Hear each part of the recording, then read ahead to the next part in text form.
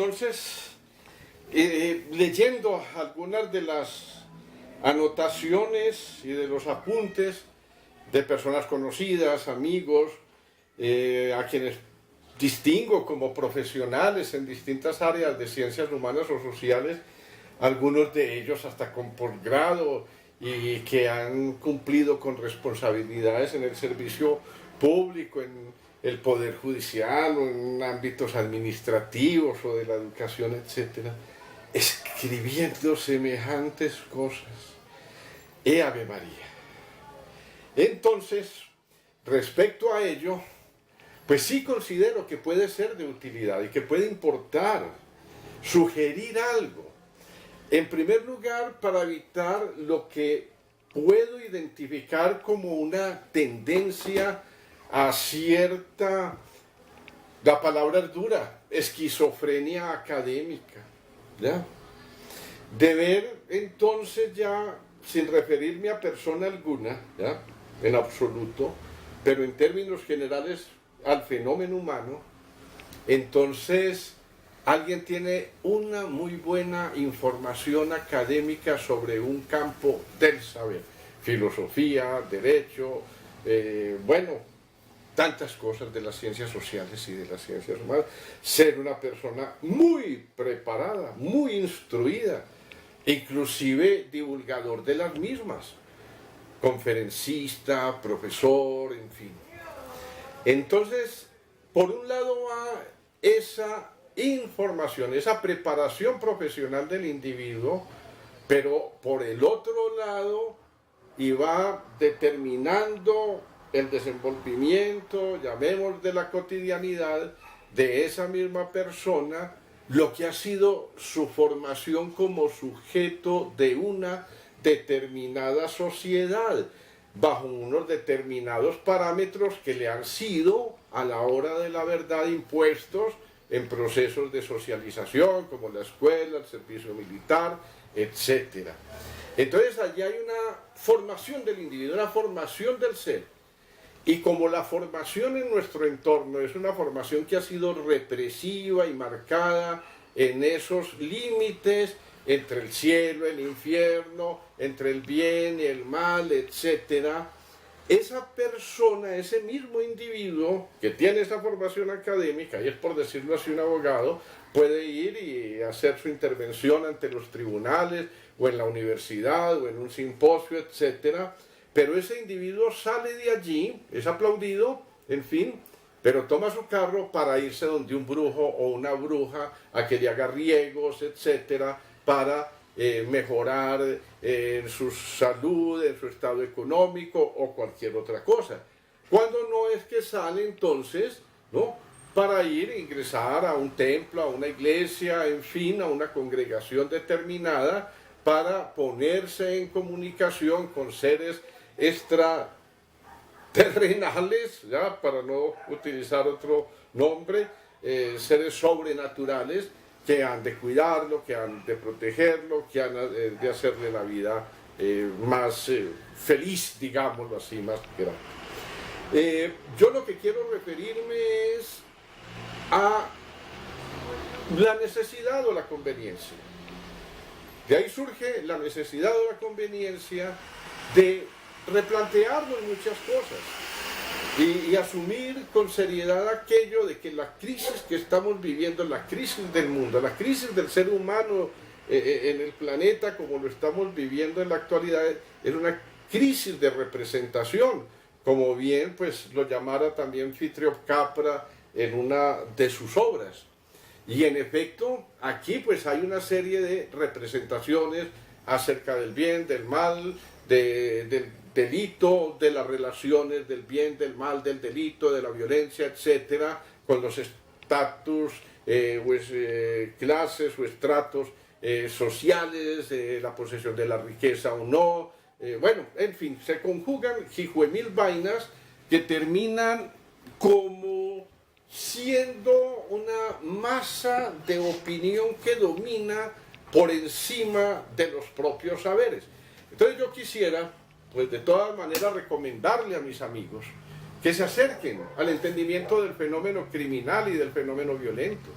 y que dejen de pensar que la manera y la única manera de enfrentar este tipo de cosas que son humanas, demasiado humanas, y no exclusivamente colombianas, ni de acá, ni de una clase o sector social, es un fenómeno humano, pues vale la pena acercarse a eso, conocer el fenómeno del crimen, etc. No es de recomendar, o no es de recomendar, no, claro que sí lo recomiendo, Crimen y Castigo, pues de Dostoyevsky, etc.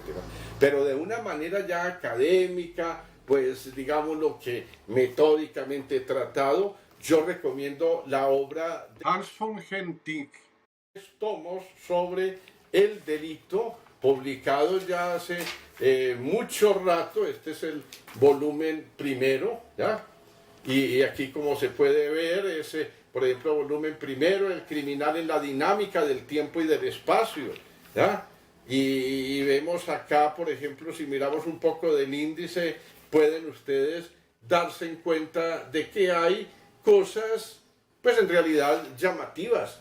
y que simplemente las hemos dejado de un lado para pensar y repensar nuestra propia, digamos, reacción frente a los hechos de criminalidad y violencia, sino que, pues, bueno, nos sumimos en ello y perdemos la capacidad de un pensamiento reflexivo, crítico, comprensivo en realidad de la conducta humana, que permita derivar de ahí, de ese conocimiento más serio, pues lo que podrían ser unas pautas de intervención dentro de los grupos humanos y de los individuos para lograr unas formas de convivencia pues más civilizadas, menos salvajes que las que estamos viendo. Como le expresaba a una amiga en un correo esta mañana, ¿no? Que me enviaba pues algo muy parecido a lo que he leído desde antier y desde ayer y hoy, de expresiones pues de crucifíquenlo, etcétera, etcétera. Ya pues una serie de intentos de comprender el asunto, pero desde unas perspectivas que yo digo, por ahí no se llega a ningún Pereira. Tanto que le decía a esta amiga, le escribí ahí y le dije, en lugar de ponerse uno ahora a pensar, ¿ya? ¿Por qué un individuo incurre en una conducta criminal con esas características tan escandalosas, etcétera?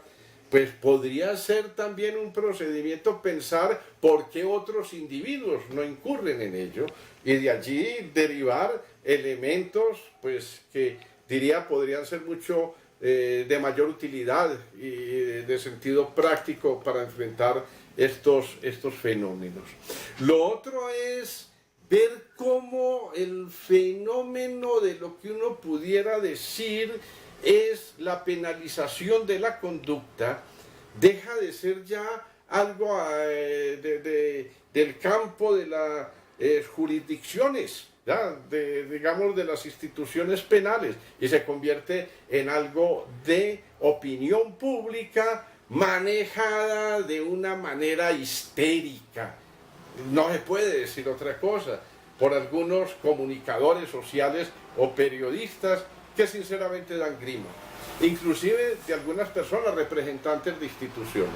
Yo he escuchado las declaraciones de la directora pues, general del Instituto de Bienestar Familiar y deplorables, ¿ya? No contemplan otro tipo de hipótesis sobre lo que realmente pudo pasar, que cualquier, ya no tanto criminólogo, sino criminalista, pues debe también poner allí en la balanza para poder llegar a un mejor esclarecimiento de los hechos y derivar con mayor precisión, ¿ya?, lo que pueden ser las responsabilidades que se predicarían de unos o de otros. Lo otro es que me parece a mí que sería muy interesante para esto comprender el tema de la sexualidad. Entonces, hay una obra que esto, yo quiero bastante esta colección, se llama El Erotismo, es la enciclopedia del erotismo. Esto lo compré yo en Medellín hace pues muchos años, ya, vaya a saber si son hijuemil o qué, ya. Además pues que las gráficas son hermosas, muy finas, en fin. Fuera de ello, los textos,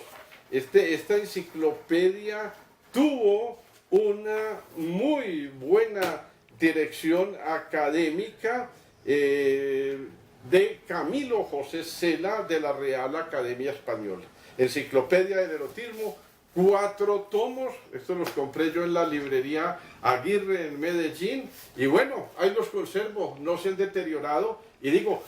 comprendamos el fenómeno de la sexualidad, ¿ya? Comprendamos el fenómeno del erotismo, comprendamos los fenómenos de la violencia y de la criminalidad, mucho más allá de unas reacciones que parecen quienes están reaccionando así, es decir, los seres perfectos, etc.